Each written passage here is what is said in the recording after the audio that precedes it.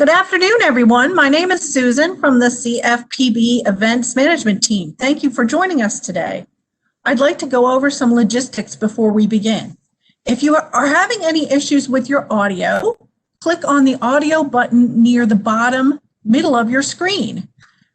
There you have the option of having the WebEx platform dial your phone number and receiving audio that way. The closed captioning link is available by opening, but in the chat box by opening the link at the bottom of the screen and clicking on the closed captioning link. During the event, if you have any technical issues, please send me a message in the chat box in the bottom right-hand corner. And if you have any questions during the event, we are collecting all the questions in the chat box as well. So please feel free to put your questions in the chat box and they will do Q&A at the end of the webinar. And now I'm going to turn it over to Heather Brown. Thank you very much, Susan. I appreciate it. Good afternoon, everyone, and welcome to Unpacking the Black Wealth Gap, Historical Lessons of Credit Discrimination. First, I want to offer thanks to Amani Harvey and also our RISE Black Employee Resource Group, who originally conceived the idea of having this presentation internally. And when I saw it internally, I thought it would be a fantastic thing for financial practitioners to also have the opportunity to see. So I also want to thank my leadership, Dubis Carril and Desmond Brown, for their early support on this and bringing the webinar to our financial practitioners. As timing would have it, it worked out well because our acting director, Dave Wiu, has said that his policy priorities for the agency are going to be around racial equity and relief for consumers. So even though we started this, well, probably then past summer, the end of the summer, maybe leading toward the fall, it turned out to be very timely. So again, we're welcoming everybody, and I want to just let everyone know that the slides will be available online, and you can also email the address I'll give you at the in a few minutes if you wanted to get a copy of the deck for yourself. Now, I additionally wanted to go ahead and introduce Dr. Charles Nair now, so that when I get through my preliminary slides, you'll already have the introduction out of the way and we can just get started. So we're very excited to have Dr. Charles Nair. He's Senior Counsel with the Office of Supervision Policy here at CFPB, and he works in fair lending. He works on fair lending supervisory examinations and has worked on a number of significant fair lending enforcement matters. Prior to his employment with the CFPB, Mr. Nair served as supervising attorney with the Pennsylvania Human Relations Commission. He was responsible for investigating and litigating cases to enforce Pennsylvania's civil rights laws in the areas of lending, housing, education, employment, and public accommodations. Dr. Nair has published a number of legal and historical civil rights articles. He graduated from Ohio University with a BA and Penn State's Dickinson School of Law with a JD. He also earned a LLM, Master's of Laws, from the Georgetown University Law School, and he has a PhD in history from Temple University. So he's he has just an interesting and amazing background for doing this kind of particular research, and we're so glad to have him, and we welcome him and look forward to his presentation. Actually, the ball was given to you, Dr. Nair. If you don't mind just dropping it back so I can get through my preliminary slides and the disclaimer, then we'll move on. All right, so I have to get through our standard disclaimer quickly. I know many of you have seen it, but it's important for us to do each time. This presentation is being made by a Consumer Financial Protection Bureau representatives actually, myself and Dr. Nair. On behalf of the Bureau, it does not constitute legal interpretation, guidance, or any advice of the Bureau. The opinions stated by the presenter are the presenter's own and may not represent the Bureau's views. The inclusion of links or references to third-party sites does not necessarily reflect our endorsement of those third parties. I don't believe there are any in this one. The document that we're using is in support of a live discussion. So when you share it with others, we just want them to understand as they read through it that it doesn't necessarily express what we experienced in its entirety. We are also recording this and plan to get it posted on our website. I just wanted to touch base on how, something that's so important of the work that we do. Research was done before I even came to the Bureau, and 5 principles of effective adult education was developed. Many of you may already have seen it or be using it. It has been around for a while. If you haven't, I encourage you to go to the link at the bottom and get a copy of it. This is a summary of the full research. We also on the website have full research on it that basically validates each of the items that you see. And I'm not gonna read through all of these, but these are the 5 principles here. But we are gonna emphasize the first one for this workshop, knowing the individuals and families to be served. So I just wanted to touch on a couple things around that before we get started. And we have a quote from our acting director, and he said that in a letter or email to our workforce, it's well known that there have been policies of the financial services industry that have both caused and exacerbated racial inequity. And so it's important for financial practitioners of all races to be aware of this for this population and also for other populations that are marginalized. The importance of it is that it's hard to provide services to people if you don't really understand the walk that they've been through. It's also important so for everyone to know this so they can also share with their audiences that there is no shame in being poor and struggling, and people really of all economic levels probably struggle at some point, but particularly for Black and Brown Americans, it's important for them to understand the history, for financial practitioners to understand the history, and to realize that there are reasons why there is this huge Black wealth gap, and there are systematic causes of it. So the objective of this presentation is to help financial practitioners understand the history of those practices and help them better serve their audience. When financial practitioners are working with Black and Brown stakeholders, it's important to understand their unique financial challenges based on historical events and how those events have led to many experiencing the Black wealth gap today. Financial education programs can be more effective if they're matched to that individual specific goals, circumstances, rather than a one-size-fits-all approach. And also knowing your stakeholders' approach is good for all audiences and can help financial educators tailor programs according to learner needs and develop realistic expectations. So this really just covers that first point. And if you want to know more, you can go back and download that document or the full research. The research actually was done to show people how to help motivate their clients through financial education. Okay, so with that, I think we're going to hand it over to Dr. Nair. And Dr. Nair, are you all set? I am all set. Can you hear me? Okay, thank you. We're looking forward to it. Very good. Thank you, Heather, and thank you for that kind introduction. And thank you to everyone for joining us this afternoon, as we're basically going to take a walk through 400 years of U.S. history that focuses on the relationship between credit discrimination and racial wealth inequality. So with that, I just have one bit of housekeeping. I have included a number of quotes in this presentation, and they're designed to give voice and agency to some of the historical figures that we're going to discuss today. I have kept those quotes in their original form in the interest of historical accuracy. So with that, why don't we just get started? So first, let's talk about what wealth in the United States even is. So wealth is the total extent of an individual's assets less any debt, basically. And wealth has, I think, as everyone's aware, an enormous impact on a wide variety of life opportunities for folks. It impacts education, housing, employment, social capital, and it also provides for intergenerational transfers, which further help in the areas of education, housing, and employment. And in fact, I think wealth is likely the single best indicator of racial wealth or racial inequality in the country.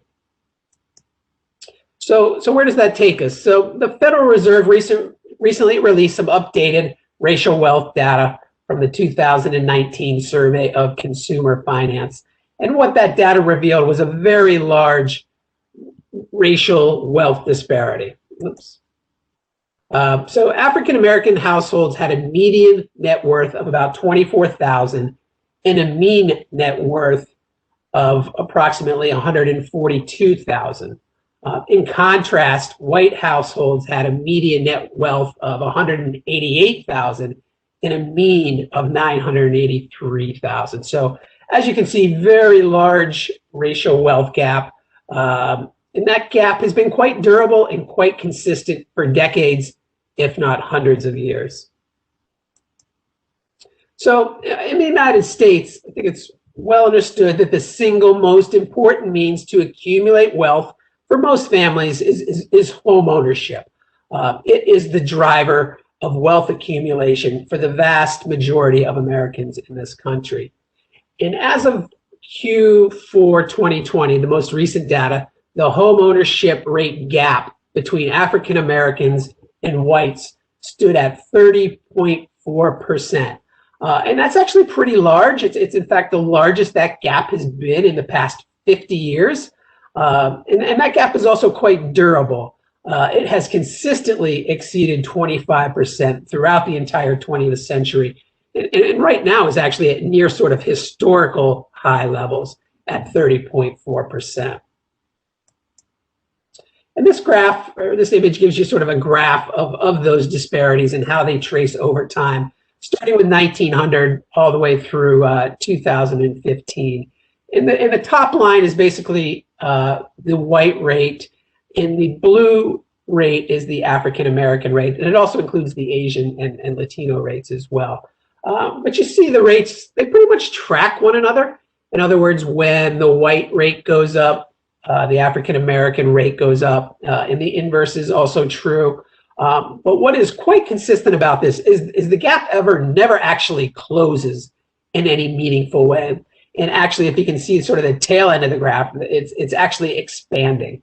So I think this graph sort of visually displays the consistency and durability of the home ownership gap between whites and African Americans. So, one explanation that I think for the racial wealth gap is clearly the racial home ownership gap. And since few people have the financial resources to purchase a home, most have to resort to financing. So a key component to achieving home ownership is access to fair and equitable credit. And what we really have is sort of a continuum where with wealth at the top, in order to accumulate wealth, you typically need to have home ownership. And to achieve home ownership, you typically need to have access to credit. And that really takes us to the focus of what we're going to talk about here today, and that's structural discrimination in terms of accessing that credit, which in turn feeds home ownership and ultimately wealth accumulation. So I think it's important when you talk about racial wealth inequality to talk about the historical context of the discriminatory and structural barriers that have impeded Black wealth accumulation throughout the country's history. And basically what I'm going to argue today, or what I'm going to present today, are what I see as three distinct generations of racial credit discrimination and predatory lending. And roughly those fall into, I think, three categories, with the first being the post-emancipation era, which really starts in 1865 and runs through the early 20th century, followed by the Great Migration era, which runs roughly from approximately 1910 to 1960, 70 time period. And then finally, the more recent subprime crisis, which was in the late 1900s up through, or 1990s up through approximately 2008 in the aftermath. So let's pick it up really sort of from the beginning. So on the eve of the Civil War, the African American population in the United States is about 4.5 million, with approximately 90% of that held in bondage in the South, with the remaining 10% in the North. So during those 246 years of slavery in America, enslaved individuals could not legally own land, assets, or otherwise accumulate wealth in any meaningful fashion. And even those in the North who were able to accumulate wealth often faced rampant discrimination that impeded their ability to accumulate wealth. And you see that in 1863, after the Emancipation Proclamation is signed, African Americans have less than 1% of the total wealth in the United States. So in other words, 99.5% of the wealth in the United States is owned by white folks. And a lot of that is essentially driven by cotton and the production of cotton in the United States and how important that was to the economic growth of the United States. And you really can see that in the next bullet, which talks about wealth for white folks. And it breaks it down by geography. So in the North, in 1860, the average white household had about $546 in wealth. Now let's sort of head down further south. So the average free Southerner had almost double that.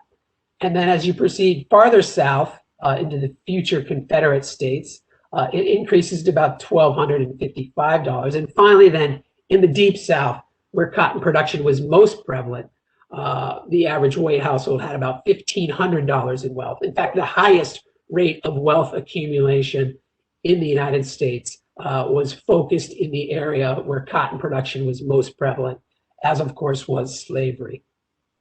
So after the Emancipation Proclamation and the passage of the 13th Amendment abolishing slavery, it's not surprising that the newly freed persons immediately understood and identified land ownership as an essential element of defining their freedom. In fact, they were held in bondage for 246 years, working the lands and the fields and cotton production, and understood the value of land and how important that was to ensuring freedom. And despite some initial land redistribution efforts, by 1867, it's clear the federal government is not going to provide African Americans any type of significant restitution for their years of involuntary servitude. It's clear that 40 acres and a mule is not going to happen. There were some preliminary efforts, but those were ultimately rescinded by President Andrew Johnson. So what does that lead us to? It leads us to, with the demise of slavery and the failure of land reform, land ownership and wealth accumulation, it's going to occur in the context of a new system of labor. And that system of labor is known as sharecropping. And basically under sharecropping, most of the large plantations were subdivided into individual farms, and those range from 10 to 30 acres.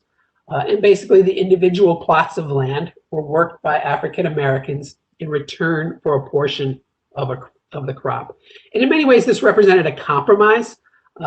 African Americans wanted to own their own land, whereas the white landowners wanted to return to a gang system of labor that was prevalent in slavery. So in some respects, sharecropping was a compromise of those two positions, with African Americans afforded a degree of autonomy in terms of working the individual farms, but yet white folks still having the economic control over that land. And as time progresses, the institution will become much more economically coercive, and we'll discuss that here in the next few slides. So how does the sharecropping relationship work? Well, it was really essentially a ladder. So on the top, you had farmers who typically rented their land and paid for that with a fixed sum of cash or its equivalent in crop values. And they usually owned their own equipment and animals and maintained ownership over that crop. And share tenants were quite similar. They also were renters and paid for it with a share, typically a third to a fourth. And again, they owned their land, they owned their equipment and animals, and maintained ownership of the crop. And that's really sort of the key distinction here. Both cash and share tenants had legal ownership of the crop. So in contrast, sharecroppers are working a piece of land, they're not renting it, and they were paid by the owner with a share of that raised crop, and it was typically a half. Typically, they did not own farm equipment or animals, and most critically, did not have legal title to the crop. So what does that mean? So what's the difference between a renter and a cropper? So the farmer's position then is directly correlated to their wealth accumulation. In other words, if you have assets, you're likely to be a renter. If you don't have any assets, you're likely to be a sharecropper. So not surprisingly, In the wake of emancipation, most African Americans had few to no assets, and the majority were relegated to the status of sharecroppers on the bottom rung of that agricultural ladder. And there's a quote there from Bessie Jones, which I think really captures sort of the essence of this relationship, where she said, "You see, a sharecropper don't ever have nothing. Before you know it, the man done took it all. But a renter always have something, and then he go to work when he want to go to work." And I think Miss Jones, in her own way, really captures sort of the essence of the difference between sharecroppers and renters. And she's really talking about control and the ability to sort of manage one's own affairs and direct their own agency in terms of how they choose to exercise control over their economic well-being. And this map sort of gives you an image of the South and how prevalent sharecropping became during this time period, with the darker red being those areas that were 35 to 80% sharecroppers. And you see that really traces sort of the old, the old Confederacy with South Carolina, Georgia, Mississippi, into Texas having very heavy shades of red, where sharecropping was quite prevalent and correlated to cotton production. And this is an image of what a typical sharecropper house might have looked like back then. Basically a small wooden structure with a chimney for heat.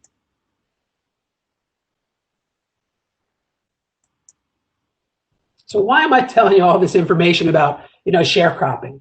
And the reason is because the sharecropping relationship is not just a system of labor. It also creates a credit relationship.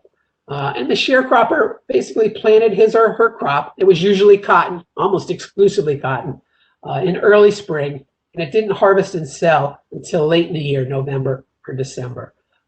So with few assets during the cotton season, which is a long season from spring all the way to the beginning of winter, sharecroppers typically required some form of short-term credit to sustain themselves. And at this time period, it's important to remember that the banking system of the South had basically been destroyed during the Civil War. And in fact, in the first 3 years after the Civil War, there were 1,688 banks organized and established, but only 20 of those were in the Deep South. So there was really no banking system to speak of. And with financial institutions both unwilling and unable to provide that credit, that credit vacuum was filled by the local merchant. And what was the merchants? There were thousands of these stores throughout the South. They ran a general store. They sold a wide variety of goods, ranging from basic food to clothing to luxury items. And with few people to have the ability to pay with cash, the merchant operates almost exclusively through credit transactions. So the key to the merchant's power, it's not what he's selling. It's not the buying and selling of these goods, but rather it's his near monopolistic control over credit. And so African Americans who wanted to commence small-scale farming in the context of the sharecropping system were basically furnished by the merchant. And by that, I mean the merchant basically provided food, necessities, farming equipment, all the supplies that were necessary to plant a crop. And without cash to buy that stuff, the merchant advanced these necessities to African Americans on a fixed credit limit, and most critically secured by a lien on the crop. And that is an image of what one of these stores typically looked like. Just a small general store selling a lot of supplies.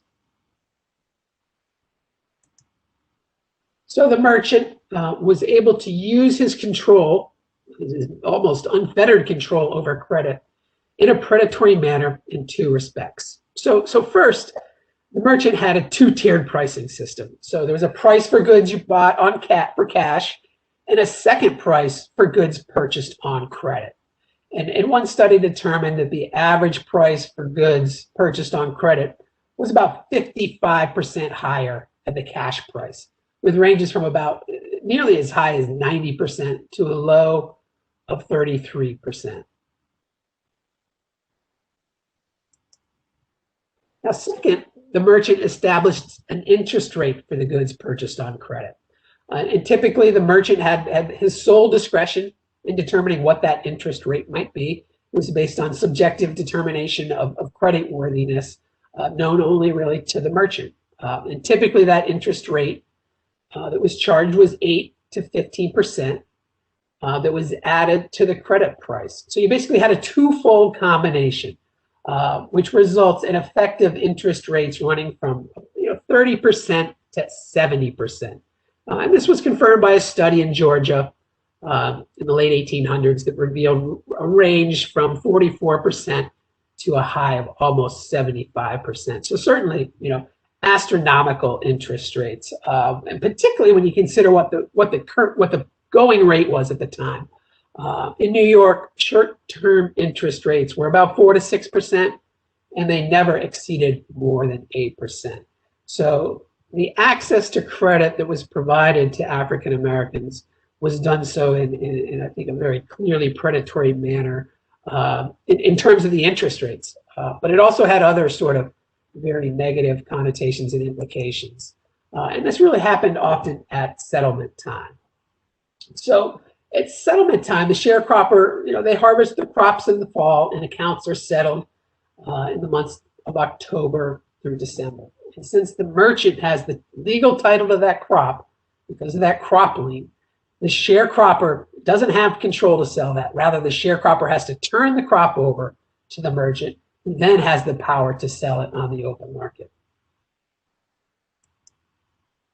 So, and this really led to the moment of truth. And that's at settlement time. The merchant informs the sharecropper of the amount that the crop sold for on the open market. And remember that the sharecropper had no involvement in the actual share or the actual sale of the crop. That was all up to the merchant. So the merchant then proceeded to add the total advances based upon purchases made during the year. Then they entered the interest charge against the total sales amount. So the total of the advances plus interest was deducted from the sales proceeds to determine whether there was a profit or a loss for the year. And there's an image of the actual cotton being weighed prior to sale. So African American sharecroppers were not given any sales receipts. There's no itemized statements. There's no discussion about the sales price, really. And they were, not surprisingly, routinely cheated at settlement. One Freedmen's Bureau official, the Freedmen's Bureau was established after the Civil War, recalled that white men who are honorable in their dealings with their white neighbors will cheat the Negro without feeling a single twinge of their honor. And that was confirmed by a study of South Carolina, where 101 out of 118 African Americans felt they had been cheated badly by their white bosses. And sort of this dilemma was, I think, summarized by the quote on the slide from a Mississippi sharecropper, who basically said, "I've been living in this Delta 30 years, but there's no use jumping out of the frying pan and into the fire. If we ask any questions, we are cussed, and if we raise up, we are shot, and that ends it." I think that in many ways sort of eloquently summarizes the lack of ability to in any way question the merchant in settlement in particular. And just to give you an example of the potential consequences, I'd like to talk a little bit about Anthony Crawford, and that's a picture of Mr. Crawford. Now, he was quite prosperous, owned 427 acres of land in South Carolina. He was very involved in the local African-American community. But one day on October 21st, 1916, he came to town to sell his cotton. However, he got in a quarrel with a white merchant over the price. And as a result of the quarrel, Crawford was jailed.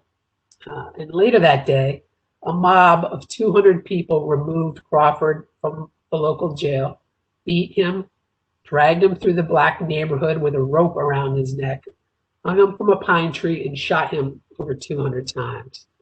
And the next day, in the local paper, explained Crawford's death, basically saying it was inevitable and racially justified due to his own reckless course due to chest inflation from wealth.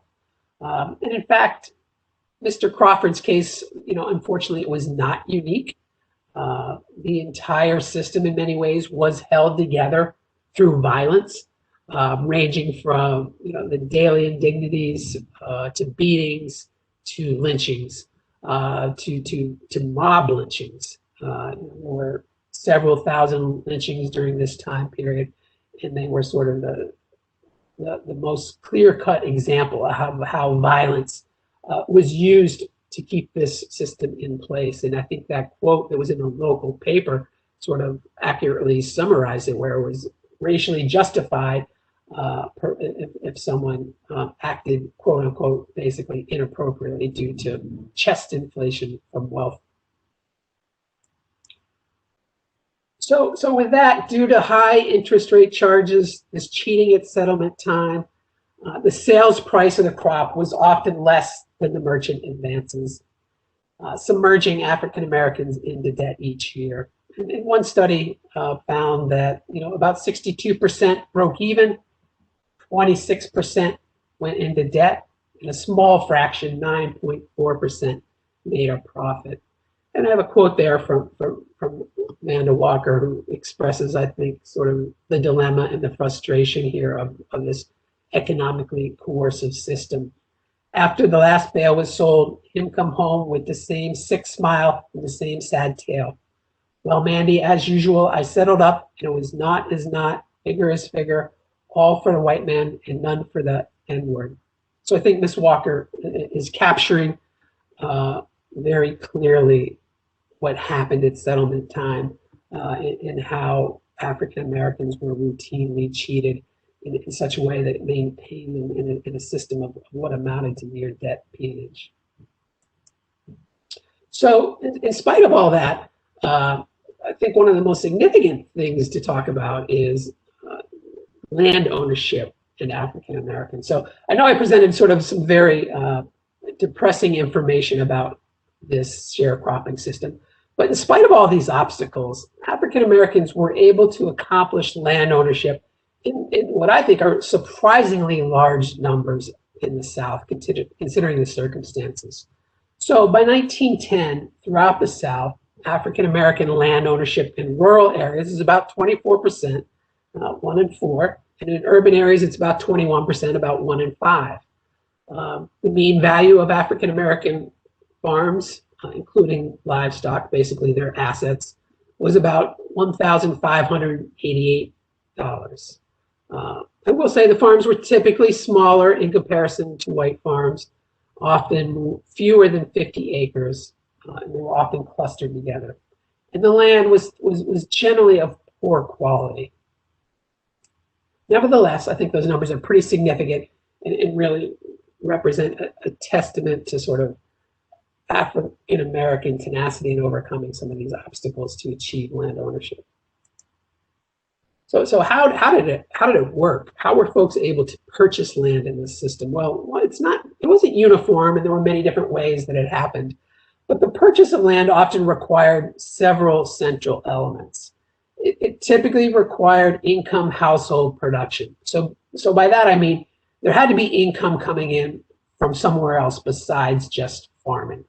And it typically involved asset building via livestock or personal property, because that then allowed the sharecropper to move his way up the agricultural ladder, gain more economic control, and build towards land ownership.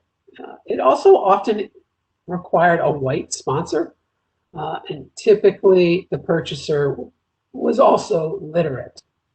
I think we see the quote from Ned Cobb talk a little bit about that and the struggles he went through. So we watched and scuffled for 4 years, first one way, then another, making baskets, cutting stove wood for people until I could buy me a mule so I could rent a little land and go to work and run my own affairs. So Mr. Cobb is talking about how he worked his way up that agricultural ladder. He does eventually achieve land ownership, but it's only after many years in many different sort of streams of income production to allow him to buy the mule, which will allow him then to become a renter and then move his way up the up the ladder. So now, but let's compare that to white land ownership. So it does pale in comparison to the white rate. So for example, the overall rate of farm ownership in the South for whites in 1910 was about 60%.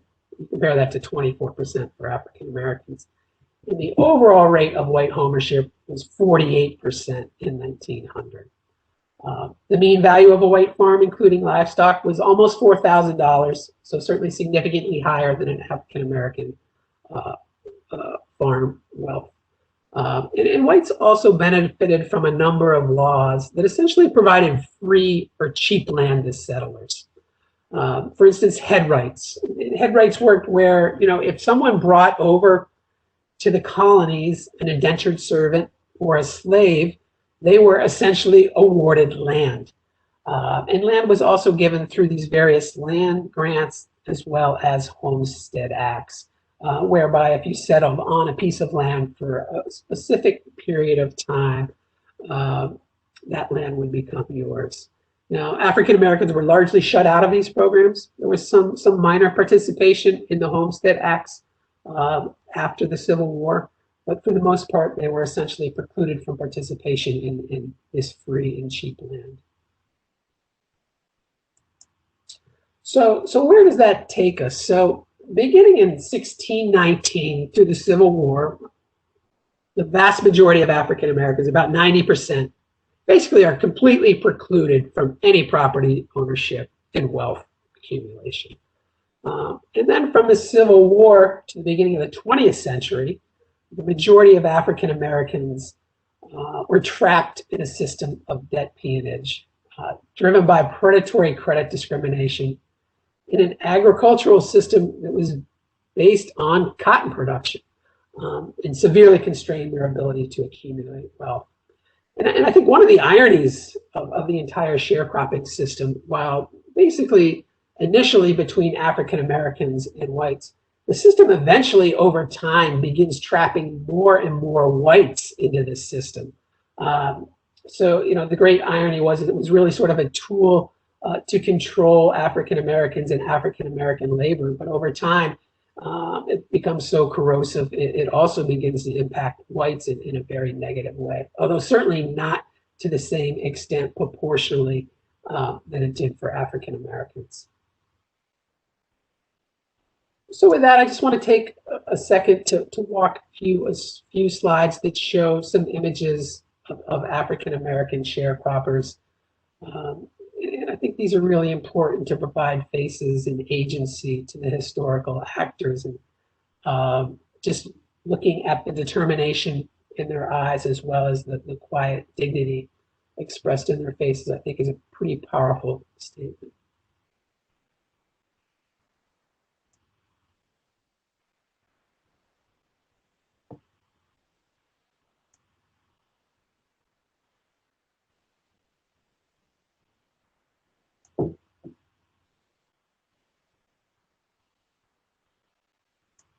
So with that, let's turn to what I call the second generation of racial credit discrimination. And it really started with the Great Migration.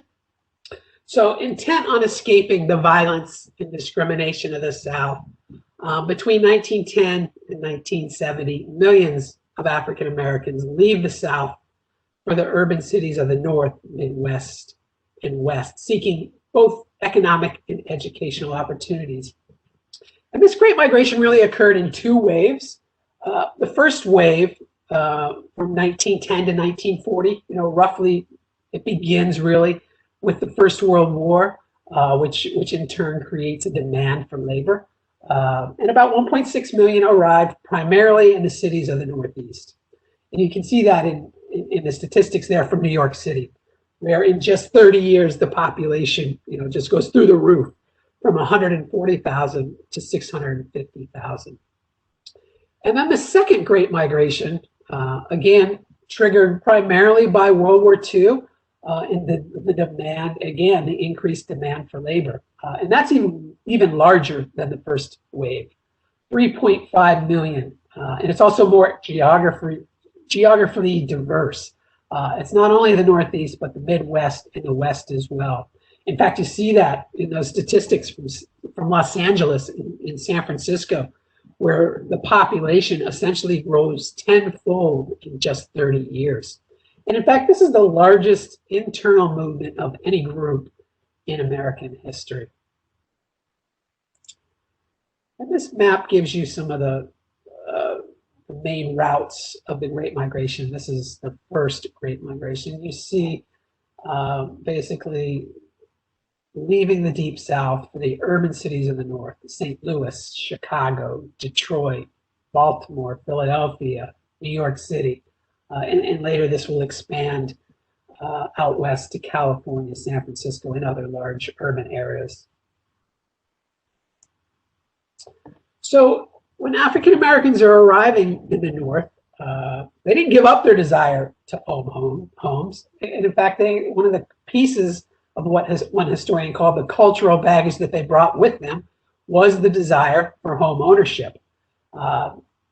In the early 20th century, we had a much different mortgage finance system than we do today. So mortgages were typically required a large down payment. It was usually half of the purchase price, with the remainder financed with a straight mortgage. And the interest rates of 2 to 6% with fees of about 3 to 6%. Today, we'd call that basically a 5-year term, interest only with a balloon payment. And borrowers were typically required to take out a second mortgage to cover that large down payment. Remember, you had to put half down. And that second mortgage came at a higher interest rate, 4 to 12%, with much higher fees, as high as 20%. And again, short terms, 1 to 3 year terms, with additional fees upon renewal. And typically borrowers sometimes even had to use a thirds mortgage, a smaller third mortgage, to cover fees and the first payment.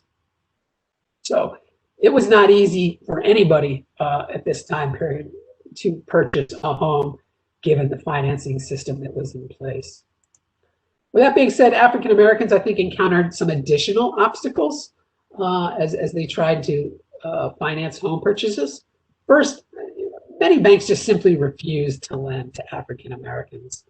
And even if a bank did make a loan, the terms and conditions were often much more onerous than compared to whites. And by that, usually it was about double the interest rates and double the fees, if in fact they could secure financing at all. And Raymond Pace Alexander, I've included a quote from him. He was a very prominent African-American lawyer in Philadelphia. He explained, if a colored man owned City Hall, he would be unable to get a first mortgage on it at this bank. They absolutely refused to lend money in any manner to Negroes. So without access to traditional mortgage credit, African Americans often relied upon installment or land contracts to finance a home. So under such a contract, the owner basically sold the property to the buyer at an agreed on price and was financed through a series of installment payments that were made directly to the original owner. So there's no banks involved, there's no finance companies. It's a straight up contractual relationship. While it did facilitate home ownership, it was also subject to discriminatory and predatory practices.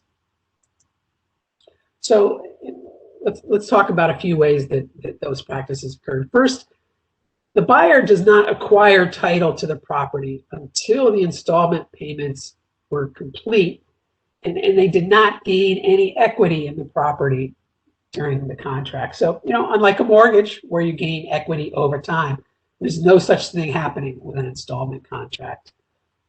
Third, if the buyer misses a payment, the seller can cancel the contract and take back the property, and they can do that through an eviction as opposed to a foreclosure, which was much more simpler and much cheaper. Fourth, there's usury laws. Mortgage interest rate ceilings did not apply to such contracts like they would for a mortgage. The buyer could be kept ignorant of the actual value of the property since there's no appraisal associated with this transaction. And finally, the buyer was also then responsible for all maintenance, insurance, repairs, and expenses associated with the property. And oftentimes these properties were in poor condition and required considerable repairs. And the buyer was responsible for all of that. So just to give you an example of the Sweets who purchased a home in Detroit. So in 1925, Mr. Sweet, who was an African-American doctor, and his wife bought a home in a white neighborhood in Detroit. They paid about $18,500 to the white sellers when the standard price is about $12,000 to $13,000. So they're paying, approximately a 30-some% markup on the sales price. They made a down payment of 20%, with the remainder financed with an installment contract, consisting of 120 monthly payments of $150 for an effective interest rate of 18%. So interestingly, you're seeing sort of the same dynamic that we saw in sharecropping, where we have inflated prices and very high interest rates. It's the same dynamic occurring in installment contracts. And of course, the Sweets case became quite famous because after they moved in, they were greeted by white mobs who did not obviously want African Americans moving into their neighborhood. Shots were fired, a white person was killed. The Sweets were charged with murder in a very sort of celebrity case. Clarence Darrow represented the Sweets, and they were ultimately, after a mistrial, the charges were ultimately dropped against them. But again, it speaks to sort of the oppressive terms that were applicable in an installment contract. Now, but at the same time, again, I don't want to focus on sort of all the negative. This also was a golden age of Black banking. So as the African-American migration heats up, it is increasing racial violence and housing segregation, as we clearly saw with what happened with the Sweets. But in turn, this is creating a separate African-American economy that also presents economic opportunities, and it encourages civil rights activism. So from 1900 to 1934, 130 African-American owned banks were established. And by 1930, there's 73 African-American owned building and loan associations. And most of those were typically affiliated with an African-American church. So these financial institutions are able to provide mortgages, and they're able to do that on reasonable terms and conditions, and does provide some access to credit for African Americans. And we see this in Philadelphia, where one study from 1910 to 1929 found that 19 building and loan associations originated at least 1,216 mortgage loans to African Americans. So, there is unquestionably a credit vacuum in African American neighborhoods, but to a certain extent, African American owned financial institutions are able to fill part of that vacuum. That being said, they still faced capital and liquidity limitations, market constraints, and asset depreciations. But I do want to talk about one sort of specific example, and this name is Major Richard Wright Sr. and his bank, known as the Citizens Bank. So this is really an incredible story. Mr. Wright was born an enslaved person in a log cabin in Georgia in 1855. He manages, his mother's determined to get him an education, and he ultimately graduates from Atlanta University and became president of the Georgia State Industrial College for Colored Youth, which is now known as Savannah State. He's a very prominent figure in the local community, a well-known educator. But one day after Wright's daughter was insulted in a local bank while she was trying to make a deposit, he demanded an apology from the bank's president, who he knew, given they were both members of the local community. The bank president refused to apologize, and Wright on the spot said and vowed he was going to start his own bank. So at the age of 67, after an entire career basically in education, spurred on by the insult, Wright left the South. And in September 15, 1920, he and his family opened the Citizens and Southern Bank in Philadelphia, Pennsylvania.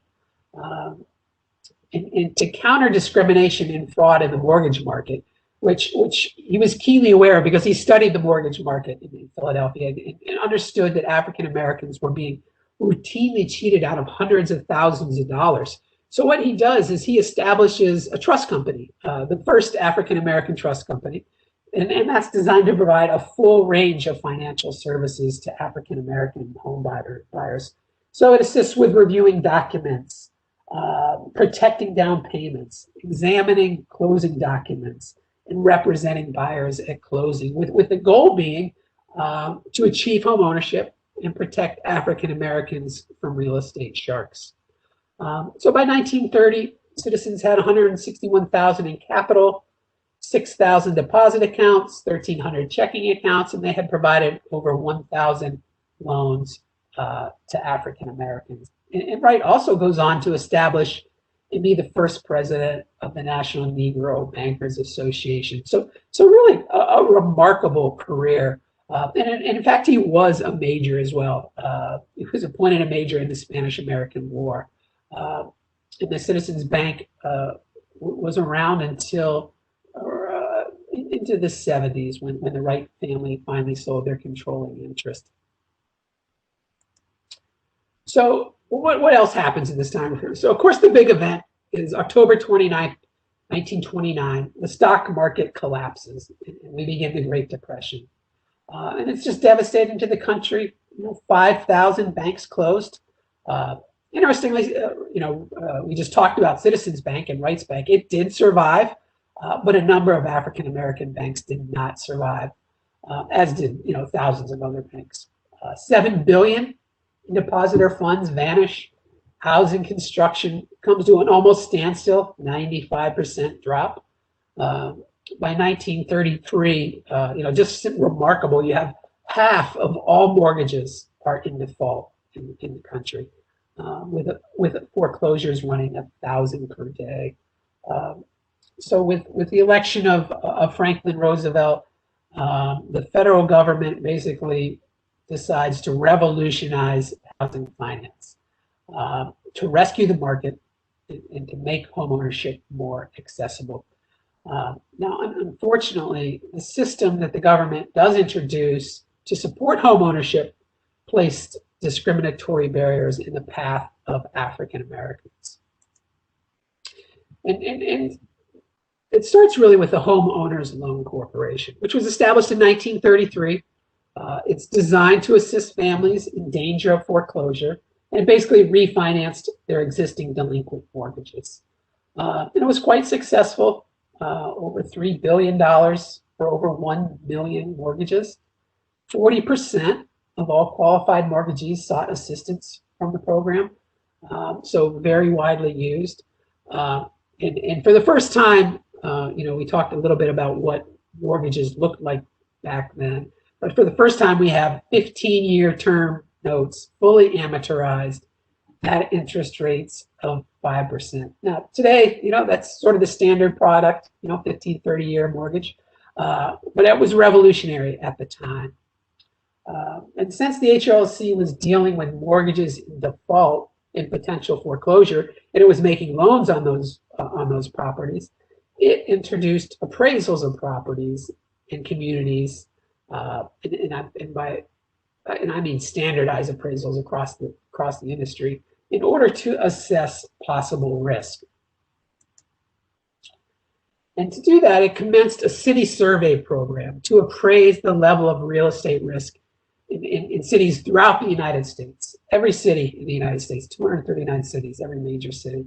And it did this by distributing questionnaire forms to local real estate professionals and mortgage lenders designed to measure risk.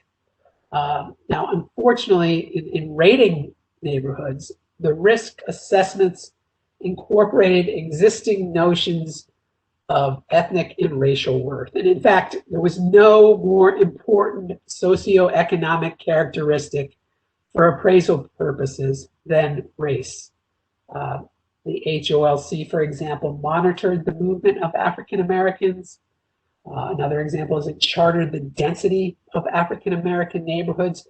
In fact, this relationship between race and real estate value was critical to its entire appraisal process. And you can see this. This is one of the survey forms that were sent out. And I know it's a little difficult to read, but it does talk about sort of, detrimental influences where it references Negro.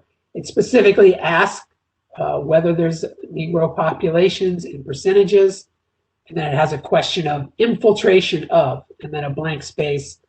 This particular form also again notes quote unquote Negroes, and in turn the neighborhood was rated red, which was the most risky classification. So these forms are just going out, thousands and thousands of them, and they in turn drive this entire system, this risk assessment system, where the HOC develops 4 color-coded categories of risk of all these cities across the country. So the first category are coded green. These are the best areas, and they're in demand in good times and bad. Blue represent areas that had peaked but are still quite desirable. Yellow are areas that were definitely declining. And then D represented hazardous areas, in which the things taking place in the C areas have already happened, characterized by detrimental influences of a pronounced degree, undesirable populations, or an infiltration of it. Now, African-American neighborhoods, given the criteria, were almost always rated fourth by the HOLC, coded red, and hence that's where the term redlining originated. So, for example, Detroit, every neighborhood with any degree of African-American population was rated D or hazardous, coded red, and redlined by federal appraisers. Now, following the completion of this rating system, the HOLC prepared a series of color-coded residential security maps that detailed these various real estate risk grades. And some of you may be familiar with them. They received a fair amount of attention over the last few years, but for a number of years, these were just sitting in the National Archives in Washington, D.C. Nobody really was even aware of them or recalled them until a historian came across them in the 80s. And these basically sort of represent risk detailed on a map. And you see the areas of red, and as you proceed out from the core, this is Atlanta, you get some more yellow, then some blue, and then it begins to turn green. And this is Los Angeles, where again you see sort of the same dynamic. So what's the impact of all this? Now the HOC, it did have a mixed record of mortgage lending. It did make loans in yellow and red areas. However, African Americans were still subject to discriminatory practices. The D-rated areas are typically charged higher interest rates. It reinforced segregation because it refused to sell and make loans to African Americans for properties in white areas. So it was reinforcing segregation. And it underappraised typically the value of African American areas. But really its major damage is it adopts, it elaborates, it implicitly then places the federal government's seal of approval on this notion, this relationship between real estate value and race. And this system is then adopted by private financial institutions. And the entire practice of redlining is then essentially institutionalized in the finance system. And that really becomes even more significant with the Federal Housing Administration, which was established in 1937 to facilitate financing on reasonable terms. The FHA did not directly lend money, but rather it provided financial incentives by ensuring up to 90% on any loss. And with that risk reduced, the FHA's success is really remarkable, and housing starts just to explode. Because remember, at the end of during the Great Depression, housing starts had basically stopped. But you see, this is hugely successful. By 1972, the FHA has assisted 11 million families in achieving home ownership. A truly, really remarkable program. But it came at a price because it's largely confined to white areas in the suburbs, to the detriment of African Americans who are being segregated and residing in the urban areas throughout the country. So how did that work? So the FHA, like the HOLC, required an unbiased professional estimate in order to guarantee a loan to ensure the value of the property would exceed the mortgage debt. So it acted upon the HOLC's guidelines and developed even more elaborate advice on race and real estate value in its underwriting manual, which was its manual designed to assess whether it was going to make a loan or not. So this is an excerpt from the manual where it basically says, if a neighborhood is to retain stability, it's necessary that the property shall continue to be occupied by the same social and racial classes. A change in social or racial occupancy generally leads to instability and a reduction in values. So there you really have it right there, is sort of the relationship, the negative relationship between race and value. And the manual warned of the dangers of infiltration of our inharmonious racial groups and nationality groups. It recommended to avoid this by using restrictive covenants as an excellent tool to maintain neighborhood stability. And a restrictive covenant basically is a clause contained in the mortgage deed that says the property cannot be sold to African Americans or additional ethnicities. And you know, interestingly, these are still in a lot of the mortgage records. In fact, you know, I've been approached by folks who said, you know, I went back and looked at my deed, and sure enough, it had a restrictive covenant. So in short, you know, the entire appraisal process at this point is really based on the premise that racial segregation is necessary to ensure property value. And like the HOLC, the FHA actions were adopted by private financial institutions, institutionalizing the practice of redlining.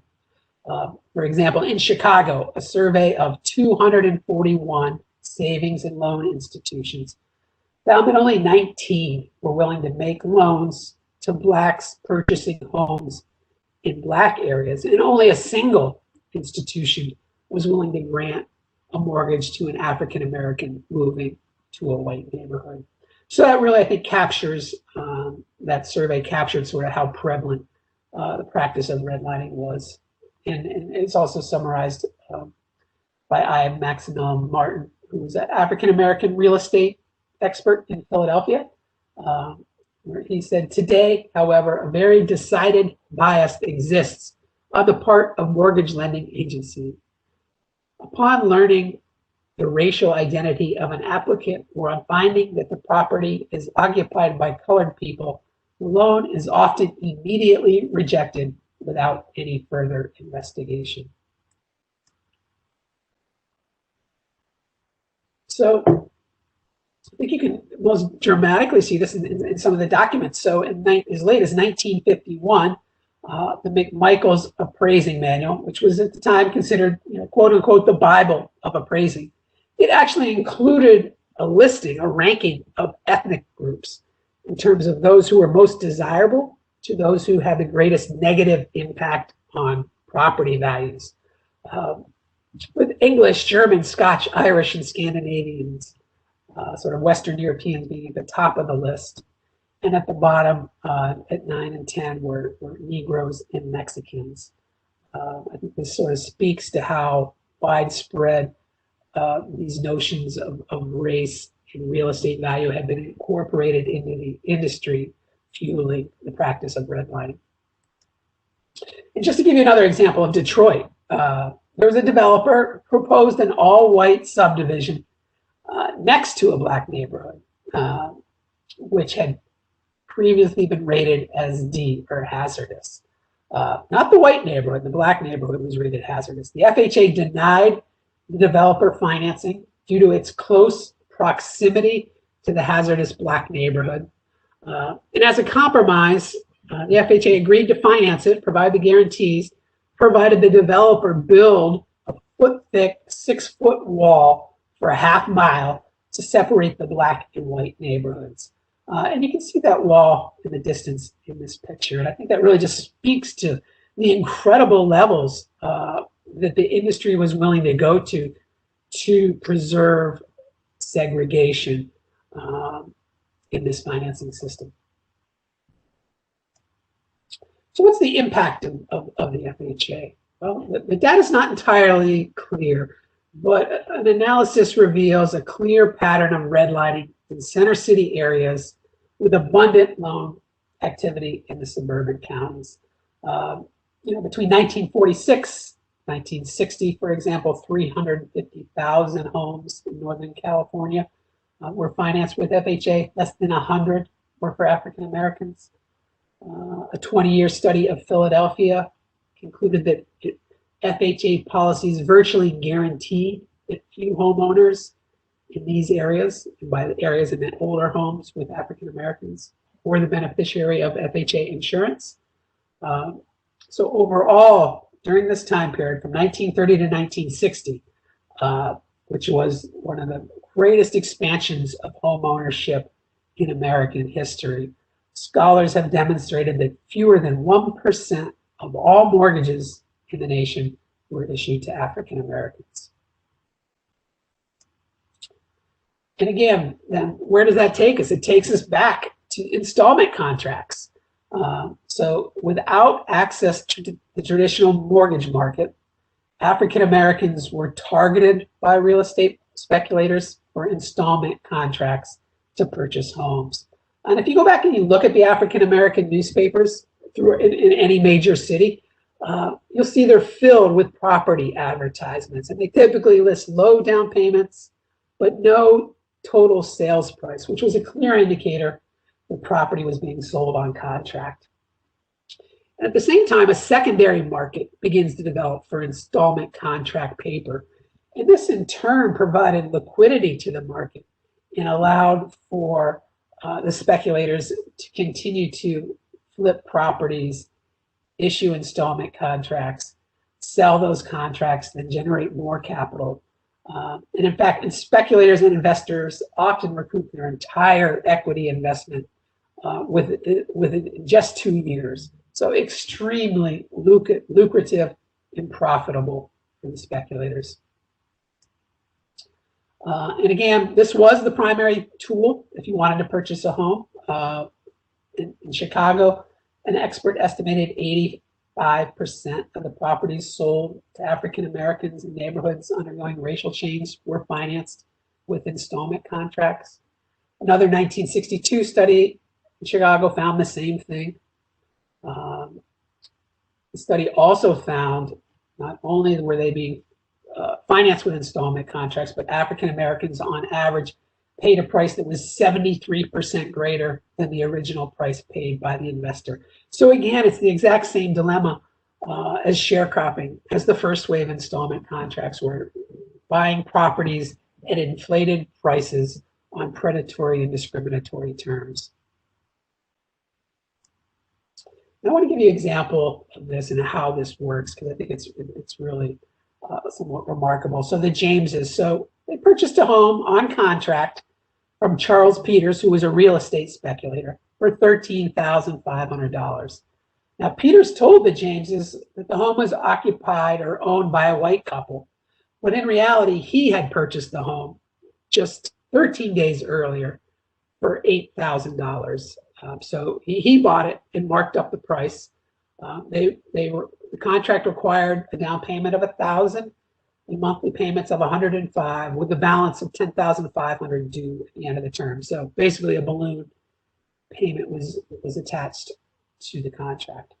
Now, Peters promised to help the Jameses secure that mortgage to finance the balance at the end of the term, given that they might have troubles because, quote unquote, because they were colored. However, after 1 year, Peters sold the contract at a discount to Arthur Kruth, who was a liquor store owner.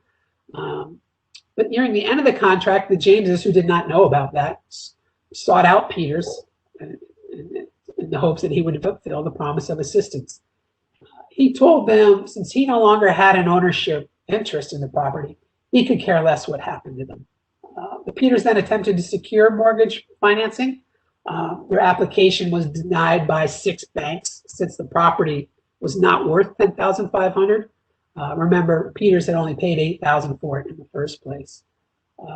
Proceeded with eviction. The court rejected the Jameses' efforts to delay the eviction in the hope that they might secure financing, and ultimately they were evicted from the property. So I think this example really speaks to the way that these installment contracts worked in a very sort of vicious, predatory manner with predatory terms and conditions and exorbitant sales prices. But the issues with financing were not just into home ownership. At the same time, large national retail stores are typically operating in suburban areas and avoiding African-American neighborhoods.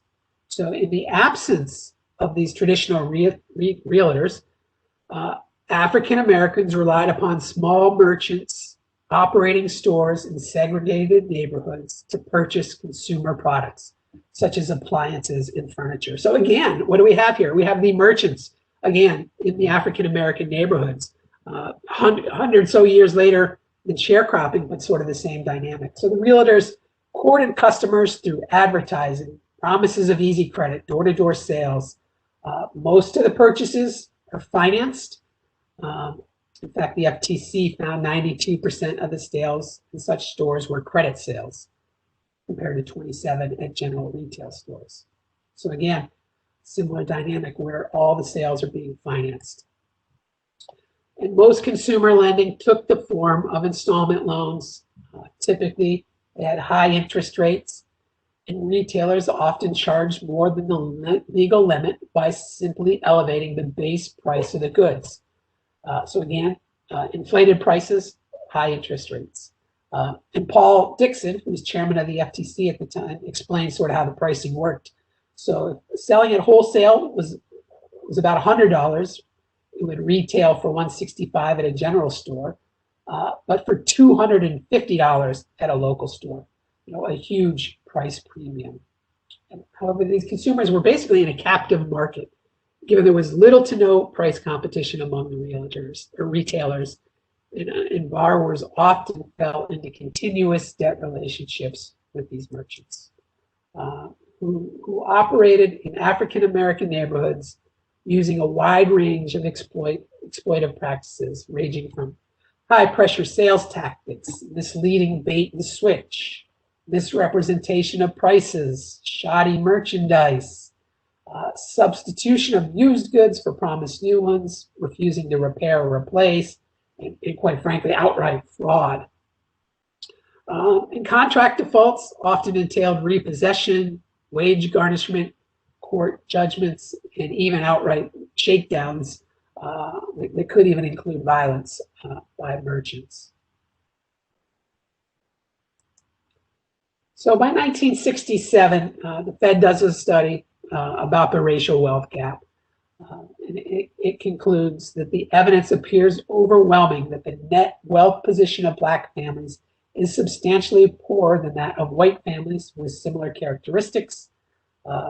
Then looked at sort of African Americans and whites at higher income levels and those at lower income levels, and found large disparities. For instance, for those higher earning African Americans, they had a net wealth of $30,000 compared to $100,000 for whites. And at the lower end, it was almost $11,000 versus $2,000. So the Fed study concluded that the source of the wealth gap was historical inequalities in income and opportunities, a legacy of past economic deprivation, and it could not be fixed by only eliminating the income gap.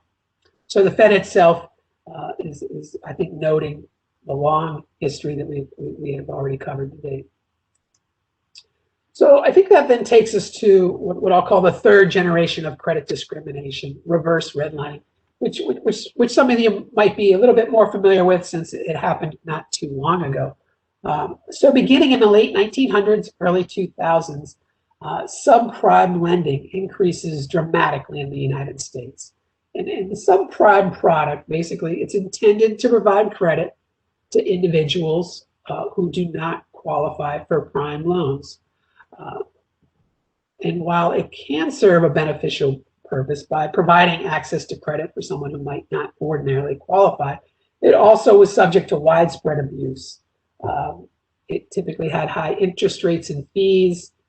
It often involved flipping or repeated refinancing designed to strip equity out of a product or out of a home. High pressure sales, advertising tactics, prepayment penalties, balloon payments, and again, outright fraud. Unfortunately, African-American areas were frequently targeted for subprime products and often predatory mortgage loans in a practice known as reverse redlining.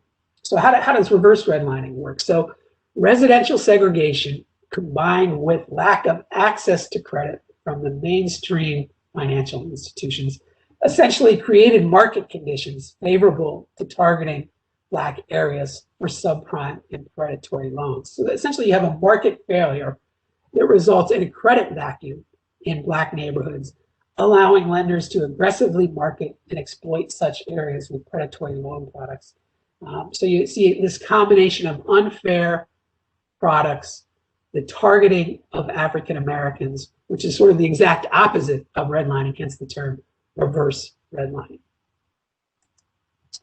Again, very prevalent in the African American neighborhoods. So HUD study found 51% of refinance loans in African American areas were subprime compared to 9% for white areas. Income was irrelevant. African American families earning more than $200,000, so quite well off, were more likely to get a subprime loan than a white family making just $30,000 a year. And even after you control for underwriting variables, or you consider other factors, African American borrowers were up to 34% more likely than whites to receive a high rate subprime loan during this time period. So of course, then we have the subprime mortgage crisis when basically everything collapses.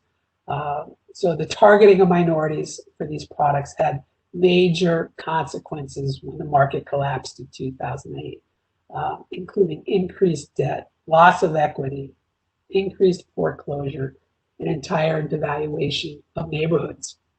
Overall, for example, just between 2005 and 2008, 240,000 African Americans lost their homes to foreclosure.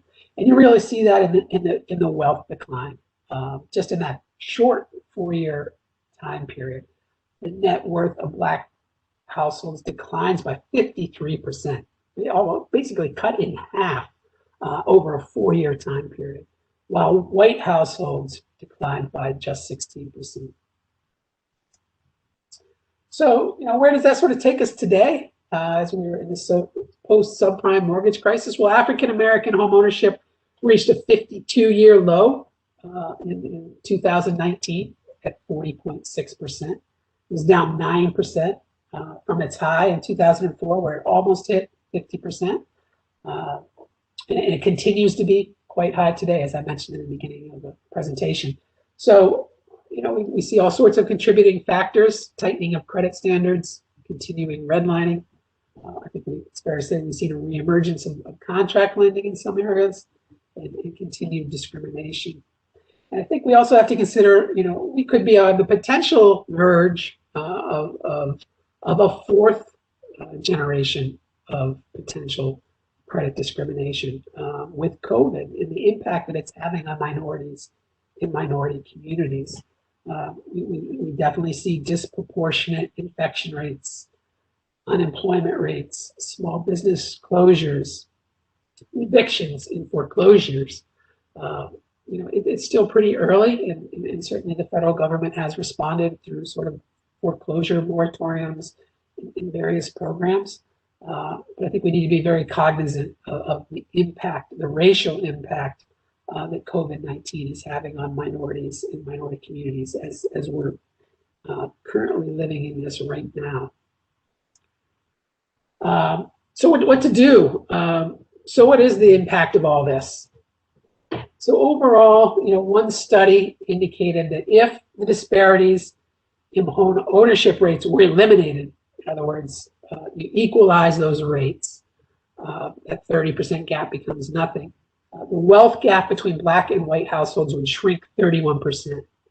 And then if you combine that with equalization of equity, because African-American homes typically appreciate often at slower rates. But if you equalized appreciation, that would shrink the wealth gap by another 16%. So the combination of those two, home ownership and equalized results in appreciation, would almost wipe out half the racial wealth gap, according to one study. So overall, in conclusion, I think one of the primary explanations for the large racial wealth gap is the historical and structural discrimination in the credit markets. As the last slide indicated, it's as many as potentially 50% of that gap, with the remainder, by the way, being income and to a smaller extent, education. Now, these structural and historical discriminatory patterns, which we've now sort of covered from the Civil War, just after the Civil War, all the way up to now, has limited African-American wealth accumulation, I think, at least two significant ways. It's limited African-American home ownership due to lack of access to traditional sources of mortgage credit, which we've seen, through the practices of redlining or the subprime lending crisis. And it's also increased the cost of achieving home ownership due to increased reliance on non-traditional sources of credit. And by that, I mean installment contracts, basically. So I think what I've tried to argue and show through history is this two-part problem where there's a lack of access to fair and equitable credit, and the alternative is typically high-priced, potentially predatory and discriminatory. And those two factors, and I think in large rate, have driven the home ownership gap and in turn, the racial wealth gap. So with that, that concludes my presentation. Let's see, we've got a couple of minutes left. Thank you, Charles. That was excellent. And we do have a bunch of questions also in the chat. So I'm just putting this slide up and we'll leave it here so everyone can, the third sort of paragraph down is where the email is if you want to get a copy of the slides or have other questions. I'm going to answer as many questions as I can. Those that I don't get to, if you send in, if you request the slides, I'll go ahead and send an answer to any questions we don't get to. Hopefully we'll get to most of them. So let's see here, Charles, I don't know if you're looking at them now, but let's see. We'll start with the first one that came in around 2:30. And that question was from David Rowe. A lot of them are from Mr. Rowe, and I'll cover as many as we can. We may skip just a few just to get the others, but I don't think there were a lot of others besides that. He asks, is the housing gap because of not being able to get a home loan or not being able to keep the home? But I think you did a good job of explaining that in the last few slides. So I think he may, that was earlier. So we probably can skip that one. Were Blacks allowed to own land? Maybe you can answer that one. Of course, early on they weren't. I think you talked about, I don't know around what time. It looked like around the late 1900s there that Blacks began owning land. Is that correct? No, it was earlier than that. Yeah, certainly in the North, Africa, or during sort of the slavery period, free Blacks could own land in some areas of the North, and in fact did own land. Obviously not in the South. And then immediately after emancipation, African Americans were not legally prohibited from owning land due to some of the civil rights amendments that were passed, as well as some of the civil rights laws that were passed. So legally, no, but as I think what we saw with the example of Mr. Crawford, it was potentially quite dangerous and onerous to achieve land ownership. And quite challenging. So I think the answer to that is after the Civil War, it was not legally prohibited, but certainly all sorts of other issues associated with those efforts as we discussed in the presentation. Thank you. We had somebody post, Benita Johnson posted a link to Slavery by Another Name, and that was in reference to you talking about the peonage system. So that link you might want to visit. That was around 2:23 for those that are trying to find it. Yeah, definitely. And I don't mean to suggest that sharecropping was sort of the only sort of labor system out there, that work really talks about the convict leasing system, where folks were often wrongly convicted of crimes and then leased to major companies, essentially to perform labor in what were just brutal conditions. And that's an excellent historic read if anyone has the time. Okay, and I also see a question from Mr. Rowe about whether white sharecroppers were offered different interest rates, and I think you also covered that later, and that in fact they were, and that I think you said around 1925 the black interest rate was in the 20 to 24, and the white was 4 to 5% around that time. I mean, it's definitely true that more whites became ensnared in this system, although they faced and probably were charged high interest rates. I'm not sure they rivaled that of African Americans, but the violence, the lynchings, the additional obstacles that I think were unique to the African American system, or unique to African Americans in the sharecropping system, were not necessarily applicable to whites. So, it is definitely historically accurate that whites became increasingly ensnared in sharecropping. But I think it's also fair to say that the system, while oppressive, it was different in some respects from the African American experience. Okay. And we had a message from somebody, Carmichael, that said he wanted to know about using the slides and the recording for them to brief others. And absolutely, that's all of our materials. We welcome you to do that. And Dr. Nair has graciously allowed us to use his slides, which come from his personal research, for the same purpose. And he mentioned that he was glued to the screen, so thank you for that. And so that Dr. Nair, everything's available. And if you have any interest in a subsequent follow-up presentation, or have others who are interested in hearing this, feel free to reach out and we'll see what we can arrange. Great, thank you. And David also asked about the mortgage rate in 1925. That I looked up, and it was 4 to 5%.